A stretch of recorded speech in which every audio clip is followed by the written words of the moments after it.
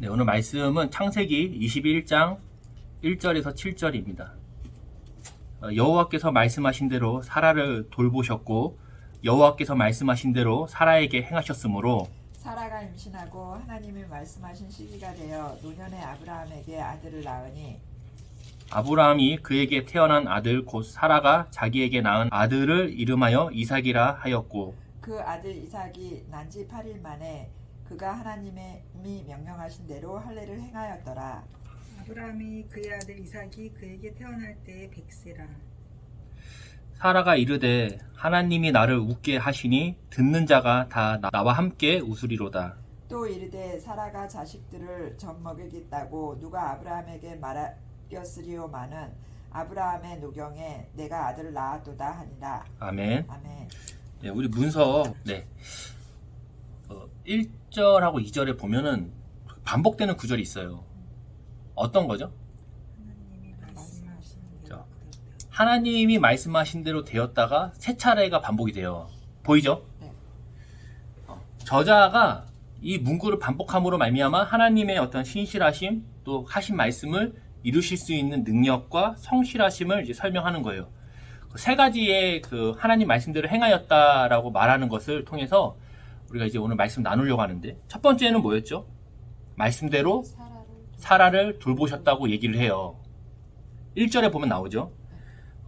돌보셨다라는 게 무슨 뜻일까요? 하나님이 말씀하신 대로 사라를 돌보셨대요. 돌보셨다. 이게 번역이잖아요. 원래 원뜻은 뭐가 있냐면 방문하다, 보살피다, 지키다라는 뜻이에요. 방문하다, 보살피다, 지키다. 이게 돌보셨다는 거거든요. 그러니까 이 방문하다, 보살피다, 지키다는 같은 뜻입니다. 한 단어에서 나온 거니까. 그래서 결국에는 사라가 이삭을 낳기까지 하나님이 자신이 한 말씀을 지키기 위해서 사라를 방문하셨어요. 그리고 그를 보살펴셨고 그를 지키셨다라는 거예요. 사라는 태가 끊어졌잖아요. 그리고 나이가 많았죠. 그리고 2번이나 팔렸어요. 그것도 아브라함하고 친해지기 위해서 그런 식으로 자기 사랑한 게 아니고 자기 아브라함하고 친해지기 위해서 자기랑 정락결혼을 했단 말이에요. 왕들이. 그리고 몸종 하갈은 이스마엘을 낳았어요. 당시 여인의 입장에서 보면 굉장히 비참하고 굴욕적이잖아요. 내가 본부인인데 자기는 2번이나 딴 사람한테 시집을 보내고 자기의 몸종은 아들을 낳았단 말이죠. 마지막 남은 자존심은 이미 예전에 무너졌고 영혼 없는 인생을 살았을 것 같아요. 이게 만약 진짜 지금 우리가 이게 고대 사회라서 이해가 안 되지만 지금으로 치면은 지금의 이런 여인의 입장이라면 이미 영혼은 나갔죠. 고대 사회지만 사라의 입장에서 보면 아브라함을 어떻게 부를까요? 뭐라고 부를 것 같아요? 만약 베드로전서 3장 6절 지사님. 사라가 아브라함을 주라 칭하여 순종한 것 같이 너희는 선을 행하고 아무 두려운 일에도 놀라지 아니하면 그의 딸이 된 것이니라. 놀랍게도 아브라함을 저 인간, 저 자식, 저 종자라고 말하지 않고 주님이라 불렀대요. 사라가. 정신이 나간 거 아닌가요? 근데 어떻게 가능하죠 이게? 아브라함이 그렇게 맨날 두들겨 팼을까요? 주님이라 부르라고? 감히 남편한테 뭐 하는 거냐고? 아니면 사라가 막 스스로 저녁마다 생각하고 돌을 닦고 막 그랬을까요? 그래도 내가 참아야지. 저 종자 불쌍한데 내가 참아야지. 이렇게 돌을 닦았을까요? 지금도 사실 이런 집들이 많잖아요. 이런 가정들이 많아요. 생각보다. 밖에서 티를 안 내서 그렇지 많단 말이에요. 한 어떤 스님의 일문일답 강의를 제가 이제 봤어요. 보니까 대부분은 다 부부관계, 아니면 자녀관계, 직장의 어떤 관계 문제로 질문을 엄청 한단 말이에요. 일문일답이니까. 그래가지고 스님 오늘 제가 이런 고민이 있는데 기도문을 해주세요 라고 막 엄청 상담을 하거든요. 그럼 항상 답변이 비슷해요. 그 스님이 뭐라 그러냐면 질문하는 사람이 항상 문제예요. 문제의 원인은 너야 라고 얘기해요. 그리고 얘기해요. 너 그거 하고 싶어? 하고 싶지 않아? 하고 싶다. 그러면 예를 들어서 우리 애가 너무 나를 어렵게 해요. 어떻게 하면 좋을까 스님? 기도문 내려주세요. 이러면은 너 자녀랑 친해지고 싶어? 친해지고 싶지 않아? 물어봐요. 친해지고 싶어요? 그러면 가서 무릎 꿇어줘. 이렇게 얘기해요. 친해지고 싶지 않아요? 그럼 안 만나면 돼. 이렇게 얘기하거든요. 그럼 사람들이 막 박수 쳐줘요. 명쾌하다고. 저는 좀 이해가 안 돼요. 말이 안 되지 않나요? 그동안 오랜 시간 동안 그 남편과 아내가 서로를 힐난하고 자녀와 부모 사이에 불신이 쌓였단 말이에요. 근데 이제부터 내가 그렇게 하지 말아야지. 그래, 내가 친해지고 싶으니까 무릎 꿇어줘야지. 한다고 해서 꿇어줄 수 있는 게 아니거든요. 근데 왜 그러냐, 이 불교 자체는 힘이 어디서 나오냐면 사람 안에서 나와야 돼요. 그러니까 내 안에서 힘이 나와야 되니까 내가 무릎을 꿇어줘야 되고 내가 더 희생해야 된다라고 답을 주는 거예요, 불교 자체가. 근데 그게 가능하냐는 거예요. 사람은 섬김을 받고 싶고 손해보기 싫고 대접을 받고 싶잖아요. 예를 들어서 싸웠어요. 그럼 누가 화해를 해야 되죠? 누가 나한테 와서 미안하다고 누가 먼저 얘기해줘야 되죠? 너가 얘기해줘야지. 우리가 싸운 이유는 너가 미안하다고 하지 않기 때문이라고 얘기해요. 내가 미안하다고 할 수 있지만 하고 싶지 않아요. 왜냐면 쟤도 잘못했으니까. 근데 이 사람의 죄성은 항상 나를 우선으로 해요. 나의 사랑을 우선으로 하기 때문에 내가 헤어지기 싫으니까 무릎을 꿇어준다? 내가 잘리기 싫으니까 웃어준다? 내 자식이니까 참아준다? 이렇게 해갖고 내가 정말 굴복해줬어요, 상대방에게. 그럼 그 사람의 심령은 괜찮겠냐는 거예요. 사라가 아브라함을 주님이라 불렀잖아요. 정말 이런 나쁜 놈에게. 이 인간은 이집트에서 한번 나를 줬단 말이에요. 그러고 나서 그랄에서도 한번 또 그랬단 말이에요. 나를 통해서 주님이 자녀를 낳는다고 얘기를 해줬어요, 분명. 그때 그 말에 아브라함이 어떻게 했죠? 웃었잖아요. 웃기나 하고 지금 하나님이 축복의 말씀을 하는데 지금 비웃기나 하고 이 정신 나간 노인네가 말이야. 정말 이 인간을 주님이라고 부르고 싶은 마음이 손톱만큼도 없을 것이 분명합니다. 근데 사라가 아브라함을 주님이라고 불러 수 있었던 것은 그 힘이 자기 안에서 나온 게 아니에요. 불교처럼 내가 해야지, 용서해야지, 가서 해봐야지, 이게 아니죠. 이런 사라를 방문하시고 보살피시고 지키신 분이 있었어요. 누구죠? 하나님이 그렇게 하셨다는 거예요. 하나님이 권고했다고 하여서 사라가 갑자기 막 건강해지고 젊어지고 막 그러지 않았어요. 관계와 환경으로 인해서 어려움의 시간은 그에게 분명히 있었거든요, 사라에게도. 그 약속이 있고 나서 그랄 왕에게 나갔으니까. 사라는 지금 자신의 소망이 뭐냐면 아브라함하고 잘 지내는 거, 또 애를 낳는 게 그의 소망이 아니에요. 우리가 지금 이 입장쯤 돼보면 하나님 약속도 있고 이러니까 아브라함하고 좀 친하게 지내서 자식을 낳는 게 그의 소망이라고 생각할 수 있지만 그게 아니었다는 거예요. 지금도 많은 이들이 남편과 아내에게 소망을 둬요. 그리고 이게 안 되면 누구에게 소망을 두죠? 자식에게 소망을 두는 거예요. 그래서 보면 가정이 안 좋은 집은 항상 첫째에게 소망을 엄청 걸어요. 너는 우리 집안의 기둥이요. 너가 바로 서야 우리 집안이 바로 선다고 이렇게 얘기하거든요. 근데 애들은 그렇게 생각 안 해요. 나는 엄마의 기둥이 되고 싶지 않아요. 불편해. 내가 너한테 해줬는데 어떻게 이럴 수 있느냐. 너 나한테 이렇게 하면 안 되지. 너가 엄마가 말이야 너한테 얼마나 너 어릴 때 계속 이런 일들이 생기는 겁니다. 사람의 관계는요 기대하고 소망하는 관계가 아니에요. 성경에 보면 어떤 관계죠? 사람의 관계는 돕는 배필이에요. 돕는 배필이 뭐죠? 가까이서 도와주는 관계. 가까이서 서로 도와주는 관계지 소망은 하나님께 두는 거거든요. 근데 많은 사람들이 이게 하나님이 없다 보니까 바뀌었어요. 하나님이 날 도와줘서 소망을 너에게 두거든요. 하나님 그렇게 하면 상처받는 겁니다. 왜냐면 나도 대접받고 싶고 너도 대접받고 싶어요. 근데 안 해줬네? 내 기대대로 안 해줬어 엄마가. 그러면 엄마에 향한 소망이 분노와 미움으로 바뀌는 건 당연하죠. 사람은요 서로 돕는 관계고 그렇게 만들어졌고 소망은 하나님께 두는 거죠. 그래서 하나님과의 관계를 통해서 서로 간에 뭐가 있는 거냐면 존중과 이해와 배려가 생기는 거예요. 걔가 그렇게 했어? 아, 그럴 수 있지. 생각해보니까 나도 그랬던 것 같아. 라고 얘기해줘야 되는데, 내가 한 건 괜찮아. 네가 한 거는 나쁜 거야. 라고 얘기한다는 거죠. 우리 인생에 소망 없음을 발견할 때 사실 불안과 근심의 지배를 받거든요. 소망이 없으면 내가 소망했던 그 대상으로부터 소망 없음을 발견하면 근심과 두려움이 생겨요. 그 마음의 메마름에서 누군가를 대접하는 거는 불가능해요. 싸움이 나는 거죠, 맨날. 내 소망대로 되지 않았기 때문에 너가. 하지만 누군가 나를 방문하고 보살피고 지키는 분이 있다는 걸 알면은 괜찮은 겁니다. 예를 들어서 우리 아버지가 대기업 총수예요. 네. 우리 아버지가 엄청 중소기업 사장이에요.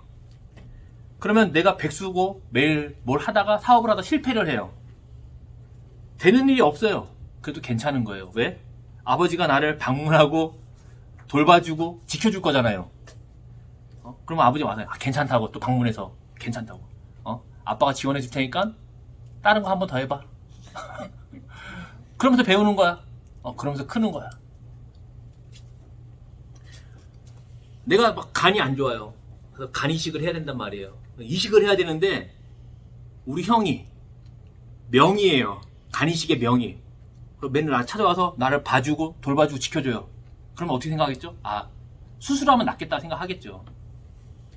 이처럼 능력이 있는 지인이 나를 돌봐주고 지켜주고 보호해주면 저도 평안한데, 하나님이 창조의 주인이심을 내가 믿는다면, 진짜 그분이 살아계셔서 나의 주인이신 걸 믿는다면, 진짜로 그분이 나를 방문하시고 돌봐주시고 지켜주심을 안다면 어떨까요? 까짓 건 아브라함한테 주님이라 불러주지 이렇게 생각하겠죠. 아브라함은 내 소망이 아니니까. 베드로전서 3장 5절 한번 읽어주세요. 전에 하나님께 소망을 두었던 거룩한 부녀들도 이와 같이 자기 남편에게 순종함으로 자기를 단장하였나니. 그렇죠. 얘기하죠. 소망을 누구에게 두었다? 하나님께 뒀다는 거예요. 이거는 허상이 아니에요. 그러니까 없는 대상에게 내가 힘드니까 의지해야지 이런 게 아니고, 실제로 나를 돌봐주시고 방문해서 돌봐주시고 지켜줄 수 있는 분에게 소망을 갖는 겁니다. 스님의 일문일답, 아까 얘기한 것처럼 헤어지기 싫으면 너가 무릎 꿇어줘라. 너가 헤어지고 싶으면 헤어져라. 왜요? 힘든 걸 안고 사냐? 이런 식으로 내 안에서 힘이 나온다면, 내 안에서 있는 걸로 해야 된다면 사실 한두 번 해줄 수 있어요. 까짓것 해준다. 애야, 엄마가 사랑한다. 너 이해한다. 한두 번 해줄 수 있지만 그 이후에는요, 병 걸립니다. 병 걸려요. 사라가 아브라함에게 소망이 있다면 이미 예전에 무너졌고 그냥 참고 아브라함한테 주님이라고 막 불러주면서 참았다면 사라는 아마 병들었겠죠. 정신병. 이거는 우리가 그런 가족이뿐만 아니라 회사에서도 그래요. 정말 저 사람 너무 나쁜 사람이야. 정말 신입이 만들어오는 기회가 뺏어갖고 자기 것처럼 올리는 그런 사람이 있단 말이에요. 근데 그 사람하고 친하게 지낼 수 있을까? 못 지내거든요. 사라는 사람에게 소망을 두지 않고 하나님께 소망을 두었다라고 말을 해요. 그래서 아브라함을 진심으로 주님이라고 부를 수 있는 겁니다. 왜냐면 아브라함도 연약하니까. 얼마나 무섭겠어요. 그 떠돌이 생활하는데 낯선 지역에 가가지고 얼마나 무섭겠어요. 재산은 많은데 혹시나 죽이고 이런 일이 어떻게 생길까봐. 사라는 하나님의 약속을 들을 때 그것을 마음에 새겨서 생각함으로 말씀하신 하나님께 소망을 둔 겁니다. 물론 노년에 태가 끊어졌고 아이를 낳는다고 했을 때 그 사라도 분명 웃었어요. 그렇죠? 사라도 웃었잖아요. 그래서 이거를 굉장히 우리가 불신앙으로 봐요. 사라가 믿음이 없다고. 하나님이 말씀했는데 어떻게 비웃냐고. 근데 말이 안 되잖아요, 사실. 봐요. 다윗이 목동이었잖아요. 근데 사무엘이 와갖고 그 이스라엘의 선지자가 와갖고 갑자기 자기 아무것도 아닌데 와서 기름 부어주고 나보고 왕이 된대요. 다윗이 어떻게 생각했을까요? 아멘 이렇게 했을까요? 웃긴다라고 생각했겠죠. 다윗도 이미 사울 왕가가 있었고 왕이 있었어요 이미. 그리고 자기는 뭐예요? 집에서도 기대를 받지 못하는 막내였거든요. 사무엘이 왔을 때 자기를 부르지도 않았단 말이에요. 집에서도 기대를 못 받아요. 근데 갑자기 그렇지 일도 목동이에요. 양치는 일인데 정치가 뭔지도 몰라요. 싸움도 해본 적이 없어요. 기껏해야 돌팔매 몇 번 한 거지. 근데 왕이 된다고 부었는데 기름을 부어줬는데 선지자가 와서 다윗이 마음에 아멘 왕이 돼야지 생각할 수가 없는 겁니다. 그래서 하나님이 사라에게 얘기해 준 거예요. 뭐라고 얘기하죠? 여호와께서 능하지 못할 일이 있냐? 라고 말해 주는 거거든요. 하나님은 말씀하신 대로 사라를 방문하시고 보살피고 지켜주셨어요. 이것으로 인해서 사라는 처음에 웃었지만은 그 웃음 가운데 사라가 사실은 애를 낳고 싶은 마음이 있는 거거든요. 일단 읽어보면 하나님을 믿을 만한 분으로 소망을 둘 만한 분으로 믿게 됐다는 겁니다. 우리가 알지 못하지만 계속적으로 하나님이 그를 방문하시고 보살피시고 지켜주셨다는 겁니다. 하나님은 지금도 말씀하신 대로 그 일을 하셔요. 그를 위해서 우리에게 방문하시고 보살피시고 지켜주시죠. 이것은 우리의 짧은 인생을 돌아보면 알 수 있어요. 우리는 이런 내용들을 볼 때 어떻게 생각하냐면 하나님이 직접 사라에게 뿅 방문해갖고 막 이렇게 도와준 걸로 생각하지만 아마도 사라 자신의 그 걸어왔던 인생을 돌아봤을 때 하나님이 자를 항상 방문해 주시고 지켜주시고 보호했다는 것을 확인할 수 있었겠죠. 누군가 감당할 수 없는 어려움이나 두려움에 삶의 소망을 잃은 분들도 있어요. 두려움 때문에 삶의 소망을 잃어버리거든요. 외로움 때문에. 장래의 소망을 잃어버려서 방황하는 사람들도 있죠. 장래의 두려움 때문에 우리 젊은 사람들은 사회를 어떻게 보죠? 삐딱하게 보거든요. 소망이 없어서 그래요. 젊은 사람들이. 이것이 바닥인 줄 알고 들어갔는데 지하 3층까지 있는 줄 누가 알았겠어요. 이때에 스님의 일문일답은 이렇습니다. 당신의 욕심을 버려라. 그것이 원래 너 것이 아닌 줄 알아라. 생각해. 그리고 포기하면 편해. 이렇게 얘기할 겁니다. 왜냐하면 그것이 사람의 힘에서 나온다고 생각하기 때문에. 생각해보세요. 내가 망했어요. 근데 스님에게 스님 저 망했습니다. 너무 힘들어요. 어떡하죠? 스님이 저한테 얘기하는 거예요. 당신의 욕심 때문이라고.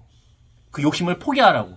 포기하면 편합니다. 원래부터 당신 거 아니었습니까? 이러면 사람들 박수를 칠지 몰라도 제 안에는 분노가 치밀 것 같습니다. 장난해 지금? 뭐야 집거 아니로 지는 강연하면서 돈 많이 받고 좋은 집에 이렇게 하면서 말이야 라고 생각할 겁니다. 분명. 말이 안 돼요. 저는 사실 그분의 인생이 어떤지 잘 몰라요. 어떤 그 망하신 분들의 일생이 어떤지 모르겠지만 자신의 인생이 소망이 없다는 걸 발견했다면 다시 한번 그것을 자신 안에서 발견하는 게 아니라 하나님께 소망을 두는 게 어떨까 한번 소개해 봅니다. 왜냐하면 성경에 나오는 모든 인물들은 그런 상황에 소망이 없는 가운데 하나님께 소망을 둠으로써 살아가거든요. 성경에 보면 잘된 사람도 몇 명 없어요. 뭐 다니엘 총리 됐죠. 요셉 총리 됐죠. 또 별로 없어요. 근데 우리는 계속 우리 애가 다니엘처럼 되길 바래요. 그래서 교회에서 기도할 때 무슨 기도해? 다니엘 기도해. 다니엘처럼 되려면 일단 포로 생활을 해야 되거든요. 포로 생활 해야 돼. 내 새끼 이러면 안 되고 포로 생활도 좀 하고 가서 불구도 사자굴에도 좀 들어가고 그런 거 다 빼놓고 무조건 다니엘 총리. 그러니까 이게 잘못된 겁니다. 아니 다니엘이 어떤 상황에 경험해 봐야 그 마음의 소망과 소원이 누구에게 있는지 알 거 아니에요. 그가 교육을 받아서 생긴 게 아니거든요. 창조의 주인이시고 전지전능하신 분이 나의 소망이라면 하나님으로부터 방문과 보살핌과 지킴을 받는 거를 좀 기대하세요. 소망을 배우자에게 갖고 또 자녀에게 가지면 상처받습니다. 사람은 물질이 아니에요. 먹여주고 재워주고 입혀주는 것으로 건강하게 살지 못합니다. 하나님의 형상이기 때문에 그 마음에 우주를 담아두어 허전해요. 하나님의 형상이기 때문에 그 안에 많은 걸 넣어줘도 허전해요. 그러니까는 사람들이 졸부가 되면 뭐래요? 과시하잖아요. 만족이 안 돼서 과시하는 거거든요. 만족하면 과시 안 하죠. 왜냐면 내가 만족하는데 그 사람의 인정이 뭐가 필요해요. 근데 뭔가 가지면 자랑하고 과시하는 것들이 왜 그러냐면 만족이 없어서 그래요. 그러면 첫째, 돈이 우리에게 만족을 주지 못한다. 물론 돈이 우리로 하여금 근심하진 않게 해도 만족을 주지 못해요. 사람이 만족이 없다는 건 뭐냐면 두려움이 있다는 거거든요. 그렇죠? 만족하면 두려움이 없을 거 아니에요. 하나님의 형상인 사람은 하나님께 소망을 둘 때에 인생을 바르고 건강하게 살게 됩니다. 인생을 바르고 건강하게 살게 돼요. 인생이 편하고 피폐하게 사는 사람도 있어요. 인생이 편한데 삶이 피폐한 사람도 있지만 실제로 하나님께 소망을 둘 때 인생은 바르고 건강하게 큽니다. 또 부모가 그러한 소망을 갖고 있는 거를 자녀가 보면 자녀도 건강히 큽니다. 하나님께 소망을 두어서 하나님이 주시는 사건과 관계들을 여러분 맞이하셔야 돼요. 그러니까 그 시간을 맞이하는 거예요.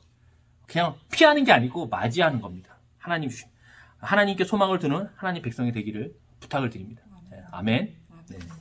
자, 두 번째 보면 1절 하반절에 나와요. 뭐랍니까? 여호와의 말씀하신 대로 행하셨다 그래요. 네. 여호와의 말씀하신 첫 번째는 여호와의 말씀대로 사라를 돌보셨다고 얘기하고 두 번째는 말씀하신 대로 사라에게 행하셨다고 얘기를 해요. 그렇죠? 사라는 태가 끊어졌잖아요. 나이가 많잖아요. 출산이 불가능해요. 근데 하나님 말씀이 있었어요. 그리고 하나님은 자신의 말씀대로 행한다는 걸 보여줍니다. 여긴 뭐 여러 가지 이유가 있어요. 왜냐면 첫째는 약속의 사람은 사람이 선택할 수 있는 게 아니라는 거예요. 사람이 선택해서 나온 게 이스마엘이거든요. 근데 이스마엘은 약속의 자손이 아니에요. 하나님의 은혜 가운데 태어나는 게 약속의 자손입니다. 하나님 말씀은요, 그 자체가 능력이죠. 취소가 되거나 실패할 수 없는 하나님의 약속이에요. 말씀 자체가. 인격이 낮은 인간들은요, 서로를 믿지 못해요. 말 자체가 약속이 아니에요. 그래서 뭘 하냐면 몰래 녹음을 해요. 저는 한번 제 친구들하고 한번 만나서 같이 모였는데 한 명 친구가 녹음을 하는 거예요. 우리끼리 막 떠드는 내용을. 그래 놓고서는 뭐가 안 맞다 그러면 그걸 틀어요. 야, 봐봐, 너 아까 이렇게 얘기했는데 지금 이렇게 얘기한다고. 저는 걔를 보면서 좀 놀랬어요. 뭐 하는 짓이야? 무슨 녹음을 해? 근데 걔 왜 그러냐면 회사에서 회의할 때 요즘은 다 녹음을 합니다. 네, 몰래. 그래서 우리 부장이 아까는 이렇게 얘기했고 지금은 이렇게 얘기했다. 못 믿는 거예요. 그 말 자체가 신뢰를 못 하는 겁니다. 그러니까 서로 어떻게 하면 녹음을 하고 계약서를 쓰고 인격이 정말 말종인 사람은 그 계약서 찢어버려요. 네. 사람은 인격이 낮기 때문에 이 말했다 저 말했다 그래요. 근데 인격이 높잖아요. 그 사람은 이 말이 곧 약속이에요. 하나님은 말씀이 곧 뭡니까? 자신입니다. 그 말하고 마음이 어긋남이 없어요. 그 말이 곧 자신이거든요. 사람은 그 말이 곧 자신이 아닐 가능성이 엄청 높아요. 말과 행동이 다르고 생각이 다르기 때문에. 거짓이 없는 하나님이 말씀을 하셨다? 그러면 그것은 된 겁니다. 된 거예요. 하나님이 내가 이렇게 하겠다 그러면 된 거예요. 일단 하나님의 말씀을 우리가 받았다? 그것을 행하실 것이 되는 겁니다. 그러면 이런 질문이 있어야겠죠. 내가 받은 것이 하나님의 말씀인지 아니면 내 마음인지 아니면 사단이 구라치는 건지 어떻게 확인할 수 있냐는 거예요. 하나님 말씀이 있으면 일한다 그랬잖아요. 첫째 뭡니까? 하나님의 음성을 자주 경험하고 익숙해져야 합니다. 하나님의 음성을 자주 듣고 경험을 해야 돼요. 익숙해져야 된다는 거예요. 주님은 뭐라고 얘기했냐면 양들이 주인의 음성을 안 돼요. 그런데 그 양들이 처음부터 주님의 음성을 알았을까요? 딱 태어나자마자 내 주인이구나 이렇게 한 게 아니란 말이에요. 처음에는 부모를 따라 다녔겠죠. 어떤 사람이 소리 내니까 부모가 따라가 같이 간단 말이에요. 그리고 집단을 따라 이동하면서 주인의 음성을 확인해요. 이게 내 돌보는 사람인가 보구나. 그러면 이후에 주인의 음성이 익숙해지고 그 음성을 대한 경험이 생기면서 독립적으로 걸어가게 되는 겁니다. 이게 처음에는 그래서 공동체를 통해서 하나님의 말씀을 들어요. 그리고 동료들을 통해서 하나님의 말씀을 듣죠, 처음에는. 그리고 이후에는 개인적인 경험과 익숙함이 생기면 하나님의 말씀을 그때 분별하는 겁니다. 그런 분이 있어요. 나 혼자 동굴에서 말씀을 읽고 깨닫는 분이 있어요. 이단입니다. 이단들은 다 이렇게 생겼어요. 공동체가 아니고 혼자 동굴에 들어가고 말씀을 깨우쳐요. 그래서 나왔던 게 이슬람 코란이고 그렇게 생긴 게 신천지예요. 이만희는 자기가 직접 얘기해요. 자기는 신학교를 나온 것도 아니고 누가 말씀을 가르쳐주지 않았다. 계시록은 있는 가운데 깨달았다 이렇게 얘기하거든요. 그게 제일 무서운 거예요. 하나님의 말씀인지 자기 생각인지 사단의 음성인지 구분이 안 되거든요. 왜? 들어본 적이 없는 걸 들었다 그러니까. 그렇죠? 처음에는 건강한 공동체를 통해서 하나님의 말씀을 듣고 삶으로 경험하면서 주님의 음성을 듣고 익숙해지고 경험하며 주의 음성을 알게 된다는 겁니다. 아, 이게 하나님 말씀이구나 라고 말이죠. 그래서 공동체를 통해서 또 교회를 통해서 우리가 하나님 말씀을 듣는 게 제일 중요해요. 보통은 지금은 우리는 기대한단 말이에요. 교회 가면 항상 물어보죠. 말씀 좋아? 그 얘기는 뭐냐면 좋은 얘기 해주냐는 거예요. 내 삶에 도움되는 얘기 해줘? 우리 가면 이렇게 재밌게 해줘? 그래가지고 그렇게 목사님들이 개그 연습을 하고 개인기 연습하고 하모니카 불고 막 이런단 말이에요. 사람들이 그걸 또 좋아해요. 저도 앞으로 하모니카 불 거예요. 근데 교회는 하나님의 말씀을 듣고 배우는 게 중요합니다. 교회가 지금은 서비스와 프로그램이 굉장히 중요해요. 그래서 교회가 서비스를 줄 수 없으면 또 봉사할 사람이 없으면 교회가 굉장히 후퇴합니다. 우리 교회가 서비스를 줄 수 없어서 하는 얘기는 아니에요. 아까 얘기했지만 크리스마스 때 예배를 안 드렸단 말이에요. 미국 교회들이. 이유는 크리스마스 휴가를 간단 말이에요. 사람들이. 그러면 봉사자가 없다는 거예요. 예배 드리고 사람들이 휴가 가는 게 중요한 게 봉사할 사람이 없다는 거예요. 봉사자가 있어야 교회에서 프로그램도 돌리고 서비스도 제공하고 밥도 주는데 봉사자가 없어서 크리스마스의 예배, 크리스마스와 주일이 겹쳤거든요. 주일 예배를 안 드리고 토요일 날 드린 거예요. 봉사자 때문에. 그냥 봉사 안 하고 그냥 예배 드리면 안 되나? 안 되는 거예요. 사람들도 그래요. 교회 갈 때 일단 서비스를 받으러 갑니다. 그래서 뭐라 그래요? 1달러 내고 점심을 사 먹으면서 뭐라 그래요? 국이 짜다. 국이 짜다. 반찬이 왜 김치 하나냐?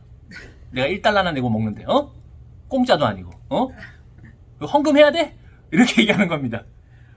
그러니까 왜냐면 이게 하나님 나라가 하나님을 주인으로 삼고 이런 나라가 아니라 대접을 받고 서비스를 받는 나라가 됐다면 새하늘과 새 땅이 이 땅에 임해서 하나님 나라가 완성됐을 때 사람들이 어떻게 하겠어요? 다 앉아있는 겁니다. 밥을 내놔라. 자, 찬양을 올려라. 앉아있는 거예요. 대접받으려고. 우리가 교회를 통해 공동체를 통해 주의 말씀을 듣고 배우고 익숙해질 때에 주의 음성을 분별한다는 겁니다. 그렇죠? 둘째로 우리가 하나님의 음성을 분별하기 위해서 뭐가 필요하다? 말씀을 잘 알아야 됩니다. 그러니까 내가 들은 하나님 말씀과 성경의 말씀이 일치하면 하나님의 말씀일 거겠죠, 당연히. 그렇죠? 또 보통 우리가 그 마음에 강한 소망이 생기고 말씀을 통해서 확증을 받거든요. 하나님의 음성이 기록된 게 성경이니까 말씀을 성실하게 읽고 묻고 배울 때 우리는 하나님의 음성을 분별할 수 있다는 거예요. 그래서 내가 뭔가 확신이 생겼다. 그러면 성경을 잘 아는 사람이라든지 아니면 그 공동체에서 그걸 나누는 겁니다. 확인을 받아야 되니까요. 자신이 실수할 수도 있어요. 하나님 음성이라고 생각해서 내가 말씀에서 확인도 했어요. 그리고 공동체 찾아가서 얘기했더니 공동체 사람들이 너 아닌 것 같다고 얘기할 수도 있거든요. 왜냐하면 사람은 그 성경을 볼 때 어떻게 하면 문자적으로 그냥 보는 사람도 있어요. 문자 그대로 읽는 거예요. 그리고 신비적으로 해석하는 사람도 있어요. 그리고 그래서 신학적이고 문법적이고 역사적인 해석이 필요합니다. 신앙이 개인화가 됐어요. 지금은 개인화가 되면서 사람들은 좋은 곡조의 노래 그리고 개인의 감정으로 하나님 말씀을 계속 확인하려고 그러거든요. 그래가지고 예전에 제 아는 애가 그러더라고요. 자기가 카자흐스탄에 갔는데 거기 카자흐스탄의 찬양을 들었는데 듣자마자 눈물이 났다는 거예요. 나는 그게 뭔 소린가 했더니 그 친구가 얘기하고 싶은 건 뭐냐면 내가 그 나라 말을 모르지만 그 찬양을 듣고 울었다는 얘기를 하고 싶은 거였어요. 근데 그 노래가 멜로디가 장난 아니거든요. 누가 들어도 눈물 나는 멜로디예요. 처음에 반주 찡 치면 눈물 나겠더라고요. 저도 보면 노래는 모르지만 딱 느껴져요. 그 감동이. 제 친구 중에 성악하는 친구 있어요. 정말 은혜가 돼요. 특송 부르면 사람들이요 울어요. 근데 그 친구가 저한테 와서 얘기하더라고. 부담스럽다고. 자기는 그렇게 믿음이 없는데 자기가 노래하면 사람들이 되게 믿음 좋은 줄 아는데 너무 부담스럽다는 거예요. 보면서 너 정직하다. 네. 개인화되면서 개인의 감정이나 어떤 그 음악적인 것으로 하나님의 음성을 구분하려고 하는데 좀 위험합니다. 세 번째는 뭐가 중요하냐면 하나님의 말씀을 분별하기 위해서 마음의 동기를 확인해야 된다는 겁니다. 우리가 교회를 개척한 이유가 뭐죠? 우리는 어떤 마음의 동기가 있는가? 그냥 필요에 따라 아니면 뭐 나를 위해? 물론 그럴 수 있어요. 나쁜 거 아니죠. 하나님이 부에 대한 약속을 주실 때도 있어요. 근데 그게 내 마음의 소망인지 하나님의 말씀인지 그 동기를 지속적으로 확인을 해야 됩니다. 내 마음에 그늘이 있어요. 사람들은. 근데 그거를 그늘 가운데 숨어 있거든요. 안 보여요. 나무만 있어요. 근데 그늘에 있는 숨어 있는 것들을 항상 기도와 말씀을 통해서 우리가 확인하면서 걸어가야 된다는 거예요. 주님이 뭘 맡긴다는 건 책임이거든요. 내가 맡긴다는 것 자체가 내 게 아니라는 거예요. 주인끼리 있고 나는 책임을 다하는 건데 우리 기도하죠. 주님 근사하게 맡겨주시면 내가 근사하게 주를 위해 쓰겠습니다. 그럼 하나님이 먼저 어떻게 하냐면 걷어가요. 일단. 왜냐면 얘가 맡은 게 뭔지 모르잖아요. 그러면 우리 걷어가시면 어떻게 해요? 짜증나. 실망스러워. 내가 주님께 드린 11조가 생각난단 말이야. 내가 주를 위해서 개척교회에다 헌금하고 사람들 도와주고 뭐 하는 거야? 생각 든단 말이에요. 그러면 그때서 아는 거예요. 아, 내가 마음이 이렇구나. 하나님이 뭘 맡기려고 그러면 그 사람의 마음을 먼저 보여줍니다. 그래서 한번 걷어가시는 거예요.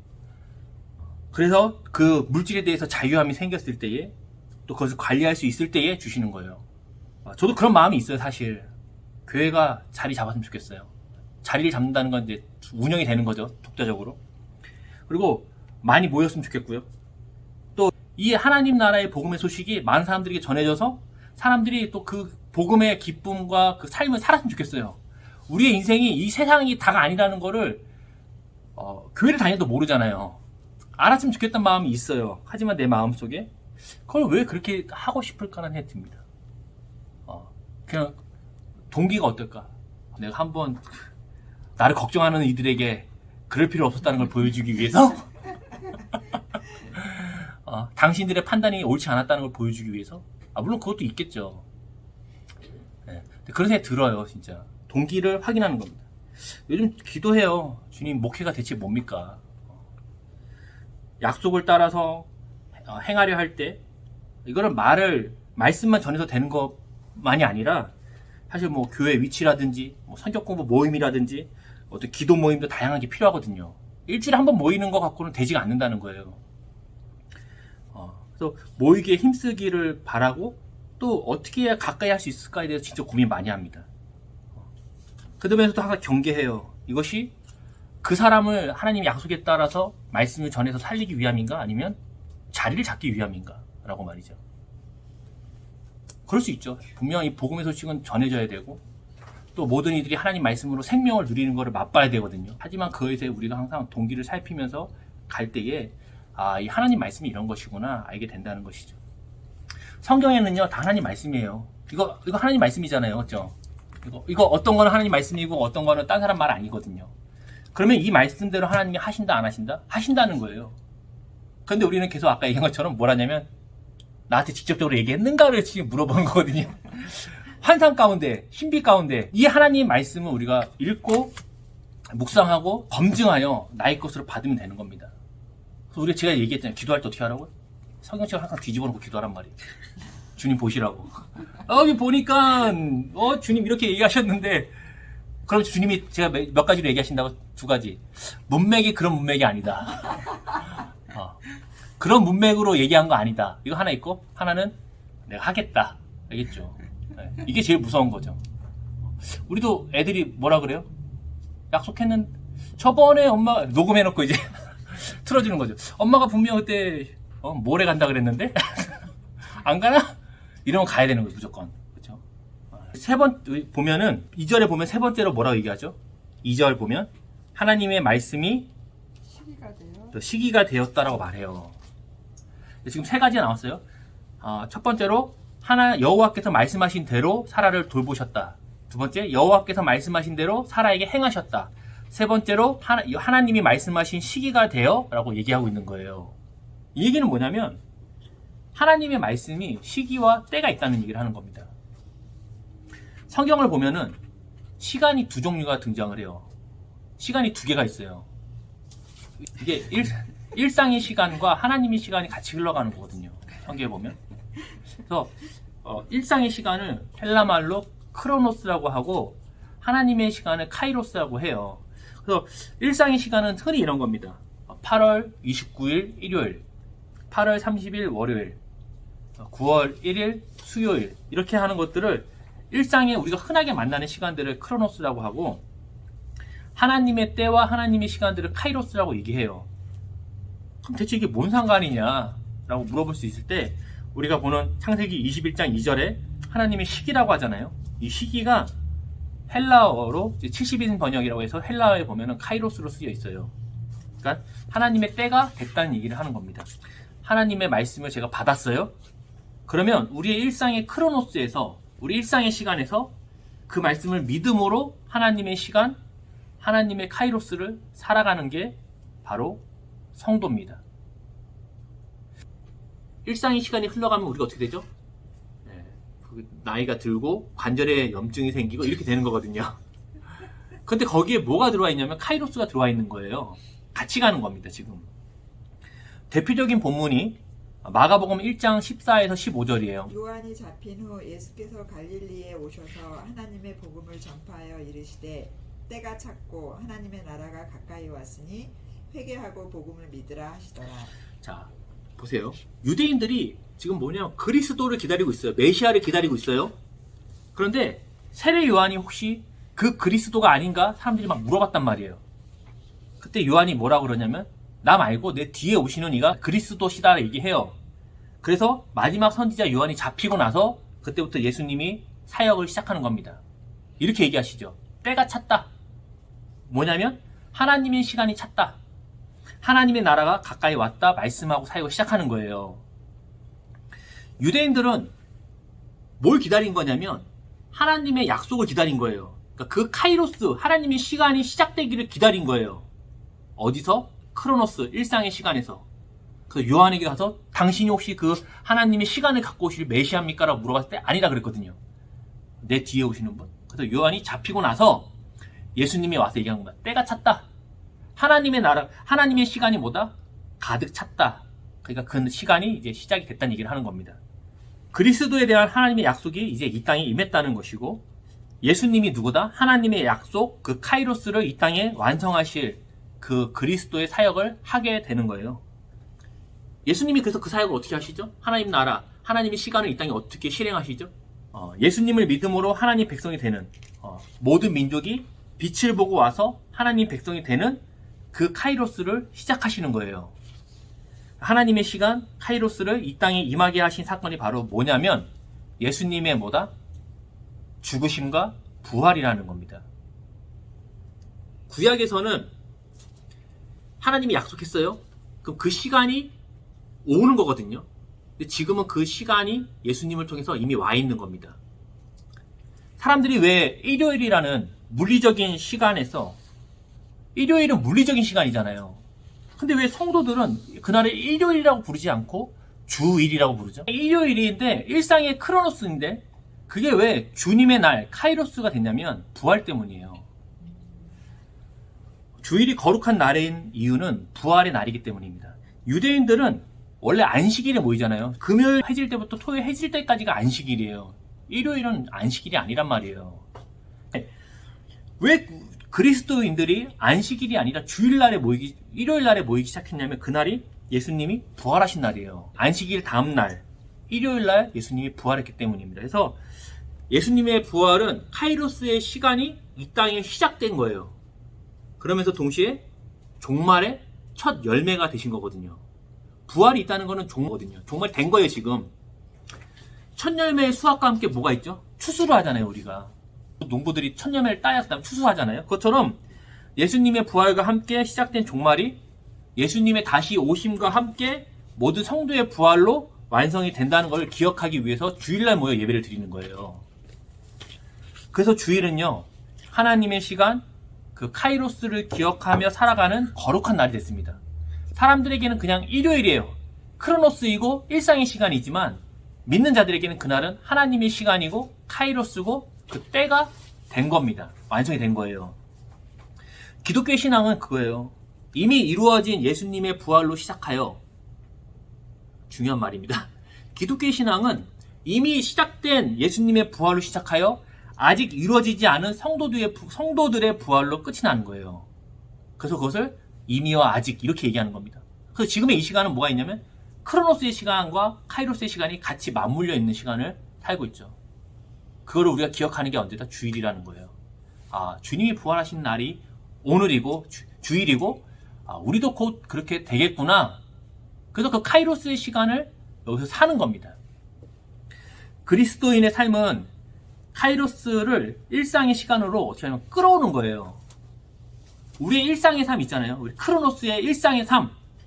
직장 다니고 집에서 밥 먹고 애들 교육하고 이 일상의 삶에 이 카이로스의 시간을 끌어오는 게 그리스도인의 삶이거든요. 주일에 와갖고 주님의 부활을 경험하고 카이로스를 경험하고 그리고 다시 일상으로 돌아가서 크로노스의 삶을 사는 게 아니에요. 한 주간의 전체의 일상이 크로노스가 카이로스로 변화되는 것이 바로 성도의 삶이라는 겁니다. 그래서 삶의 예배란 얘기를 여기 쓰는 거예요. 다른 말로 하면 우리의 일상의 크로노스가 뭐가 되냐? 카이로스가 되는 겁니다. 오늘의 한계가 있어요. 거기서 뭐 하는 거냐면 미래의 무한을 경험하는 것이 바로 카이로스의 삶이랍니다. 사람들의 세상에서 하나님 나라를 경험하는 것이죠. 반복되는 일상의 크로노스에서 카이로스를 경험하며 사는 것이 바로 그리스도인입니다. 그래서 크로노스의 일상 속에서 카이로스의 하나님의 시간, 하나님의 나라를 앞당겨 사는 자들이 뭐냐면 그리스도인이고 그것이 바로 신앙이라고 얘기하는 거예요. 우리가 믿는 신앙은 뭐냐면 이 일상 속에서 이미 완성된 하나님의 그 시간을 끌어다 쓰는 거예요. 그게 성도입니다. 자, 우리가 근데 이거는 특이한 건 뭐냐면 이 기독교적인 시간론에 의하면 이 하나님의 시간은요, 우리가 가는 게 아니에요. 그 시간이 어떻게 하냐면 오는 겁니다. 우리는 뭐 하냐면 그 시간이 하나님의 시간이 오잖아요. 그 완성된 시간이. 우리는 그거 어떻게 하냐면 맞이하는 거예요. 우리는 보통 열심히 그 시간을 만들러 가자. 이 땅에 하나님 나라를 만들자라고 얘기하잖아요. 그게 아니고 이미 하나님의 시간과 그때는 완성이 됐어요. 예수님을 통해서. 근데 그 시간이 지금 우리에게 오는 것을 우리는 어떻게 하냐면 맞이해야 하는 겁니다. 우리가 기도하고 말씀을 묵상하고 예배하는 것은 그 카이로스의 시간을 창조하기 위한 게 아니고 그 시간을 맞이하는 데 있어서 방해되는 것들을 제거하는 거예요. 내 안에 있는 뭡니까? 나의 왕됨을 주장함, 교만함, 무익한 종이 아니라 유익한 종이 되기 위한 자랑, 이 모든 것들을 내려지면서 카이로스의 시간을 우리 일상의 삶으로 맞아들이는 그 종말의 삶, 예수의 주인된 삶을 살기 위해서 산다는 겁니다. 이게 카이로스와 크로노스, 이게 약간 지금은 보니까 이해를 못하는 눈빛이 분명해요. 시간이 두 개가 있다고 얘기 들었지만 그게 뭔 상관이냐. 자, 보세요. 히브리어를 보면 문법 자체가 특이해요. 히브리어에는 시제가 없어요. 우리가 말할 때 현재, 미래, 과거가 있어야 알아듣잖아요. 근데 히브리어에는 완료태하고 미완료태밖에 없어요. 그게 그들이 쓰는 시제가 없으니까 태도예요. 그러니까 언어 자체가 시제가 중요한 게 아니고 태도가 중요해요. 뭐가 중요하냐면 하나님이 말씀한 걸 적었잖아요. 하나님이 말할 때에 시제를 쓰지 않는 거예요. 완료하고 미완료만 쓰는 겁니다. 하나님이 완료로 얘기했어요? 그럼 된 거예요, 안 된 거예요? 된 거예요. 안 됐는데? 된 거예요. 하나님이 미완료로 얘기했어요? 그럼 지금 우리 있는데? 없는 거예요. 왜냐면 하나님이 말씀을 쓴 거잖아요. 히브리어로 쓴 거잖아요. 그러니까 하나님이 말씀하실 때 시제가 없는 거예요. 중요한 거는 하나님이 완료했냐, 완료하지 않았냐가 중요한 겁니다. 그래서 하나님이 완료로 말씀하시면 된 거예요. 성도는 결국 뭐냐면 하나님의 하신 말씀 있잖아요. 그 말씀을 이 시간에 사는 거예요. 아직 그거 안 됐는데요? 된 줄 알고 사는 게 성도입니다. 주님이 얘기했어요. 내가 곧 오리라. 완료로 얘기했어요. 안 왔는데요? 온 줄 알고 사는 거예요. 이해하셨어요? 네. 네. 이게 지금 뭐냐면 일상의 크로노스에 하나님의 말씀이 카이로스가 온다는 거죠. 우리는 어떻게 하냐면 그 시간을 맞이하는 겁니다. 된 줄로 알고. 사라는 하나님의 말씀, 하나님의 때에 대한 말씀을 들었잖아요. 너가 아들을 낳으리라. 사라가 웃었잖아요. 속으로. 근데 속으로 웃었지만은 사라는 자녀를 낳는 기쁨을 원했어요. 나는 안 돼. 뭐 말도 안 되는 얘기하고 있어. 나 자신 못나. 이게 아니고, 자, 창세기 18장 15절 우리. 사라가 두려워서 부인하여 이르되 내가 웃지 아니하였나이다. 이르시되 아니라 내가 웃었느니라. 자, 보세요. 여기서 보세요. 내가 웃었느니라가 완료태로 돼 있어요. 사라의 비웃음에 대해서 하나님의 반응이라고 우리 보통 생각하잖아요. 사라가 믿음이 없다. 하나님 약속했는데 비웃었다. 그래서 하나님이 사라를 혼내주려고 너가 웃었다고 얘기했지만 이게 완료태예요. 근데 이 완료 하나님의 카이로스가 어디서 끝나냐면 21장 6절에서 끝납니다. 자, 지사님 한번 읽어주세요. 사라가 이르되 하나님이 나를 웃게 하시니 듣는 자가 다 나와 함께 웃으리로다. 그렇죠. 보세요. 너가 웃었다. 이게 완료거든요. 그러니까 우리의 생각은 뭐냐면 사라가 혼난다 생각하는 거예요. 근데 하나님의 그 완료잖아요. 이미 너가 웃었다는 거예요. 근데 그 하나님의 카이로스가 어느 때에 완성이 되냐면 사라가 얘기합니다. 하나님이 나를 웃게 만들었다라고 얘기를 하면서 끝나는 거예요. 너가 웃었다는 얘기를 할 때 뭐가 포함되어 있냐면 다 완료잖아요. 하나님이 우리는 보통 사라가 웃어서 혼났다 생각하지만 그것과 함께 뭐냐면 사라를 웃게 하는 것까지가 완료입니다. 그러니까 하나님의 그 카이로스의 시간이 약속이 어디서 완성되냐면 사라가 아이를 낳고 내가 하나님으로 말미암아 웃는다가 했을 때 그 완성이 되는 거예요. 그래서 오늘 본문을 보면 얘기하잖아요. 하나님의 말씀이 언제 됐다? 시기가 돼서 나왔잖아요. 그럼 사라는 어떻게 살았냐면은 그 시간이 오지 않았어요. 그렇잖아요. 자기는 여전히 불임이고 아이가 안 갔잖아요. 근데 하나님이 약속하신 그 카이로스가 이미 자기 시간에 일상의 크로노스에 와 있는 줄 알고 사는 겁니다. 이게 뭐다? 믿음이라는 거예요. 그렇죠? 하나님이 약속했어요, 저한테. 내가 널 도와주겠다. 내가 너와 함께 하겠다. 그러면은 나는 혼자 있는 것 같고 도움을 못 받는 것 같은 상황에서도 하나님이 나를 도와주고 함께하는 게 완성된 상태로 사는 게 성도입니다. 이해하셨죠? 이게 일상의 크로노스에 카이로스 하나님의 때를 온 줄 알고 사는 거예요. 그래서 우리가 히브리어를 볼 때 사람들이요 이해를 못하는 거예요. 왜 시제가 없지? 그 번역을 할 때 어떻게 번역했냐면 완료태는 과거, 미완료 그 번역을 이렇게 해놓은 거예요. 하지만 시제가 없다.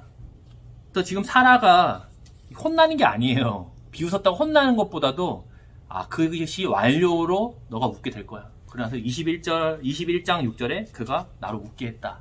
그래서 그 아들의 이름이 이삭입니다. 웃게 하다. 웃다. 사라는 일상의 크로노스에서 하나님의 말씀이 카이로스를 살았던 여인이에요. 그래서 그가 믿음의 여인입니다. 사라가 좀 다르게 보이죠. 저도 아브라함의 초점이 맞춰져 있잖아요. 근데 사라도 보면 믿음의 여인이에요. 그리고 하나님께 소망을 존재했고 이 하나님의 때를 일상에 맞춰 살았던 거예요. 그러니까 아브라함 같은 사람하고 같이 살죠.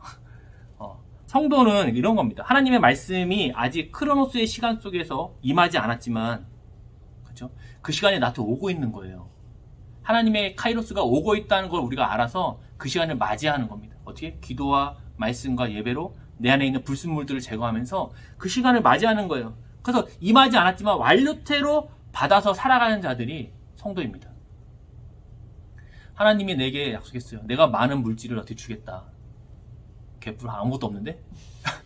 받은 줄 알고 사는 겁니다. 그 약속이 있으니까. 하나님 두말하지 않잖아요. 모든 것이 하나님의 말씀이라면서요. 그 마음과 말이 일치하시잖아요. 근데 약속했는데 없어요. 나는 안 받아들여. 이게 아니라 된 줄로 아는 거죠. 하나님 말씀이니까. 또 크로노스의 일상은 아무것도 없는 것 같고 변한 것 없는 것 같을지라도 하나님의 말씀을, 다른 말로 카이로스의 그 시간을 크로노스에서 믿음으로 살아가는 것이죠. 노아를 보세요. 홍수 안 왔잖아요.